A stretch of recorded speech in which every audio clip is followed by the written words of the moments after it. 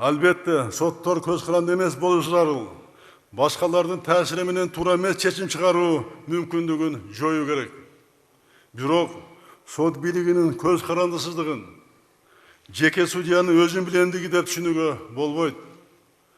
Ар бир судья кабыл алган чечим үчүн өлкөбүздүн, коомубуздун алдында жоопкер.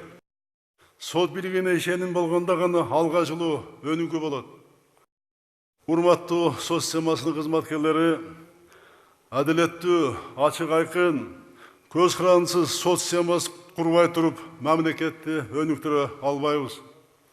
Ансыз экономиканы, социалдык чөйрөнү алга сүрөө, жарандардын укугун коргоо, адилет мамлекетти башкарууну түзүү мүмкүн эмес.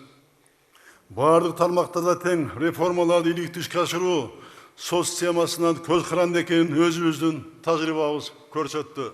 Ошондуктан сот реформасын жаалпы өлкөнүн өнүгүшүнө түздөн түз таасир эткен реформа катары кабыл алуу керек. Сот реформасын ишке ашыруу үчүн мамлекет жетишүү акча каражат бөлүүдө. Сот системасынын ачыктыгын, адилеттүүлүгүн камсыз кылуу максатында санарип технологиясы кирүүдө материалдык база жакшырууда. Бирок реформаны кыдырганда, регионго чыкканда, аймактарга чыкканда, областка барганда, ошол жердеги соттун жетекчиси менен, област соттун, шаардык соттун, укук коргоо орган жетекчилери менен, аткаруу бийлигинин башчылары менен ушу сот реформасына тиешелүү бүт мамлекеттик органдын жетекчилери менен жолугуп атам. Ушул реформа кандай жүрүп атат деп өзүм кабардар болуп атам. Андан сырткары билесиздер, май айында сот реформасын көзөмөлдөө боюнча жумушчу эксперттик топ түзүлгөн. Алар мындай тынбай кыдырып, алыскы райондорго чейин барып келип атат.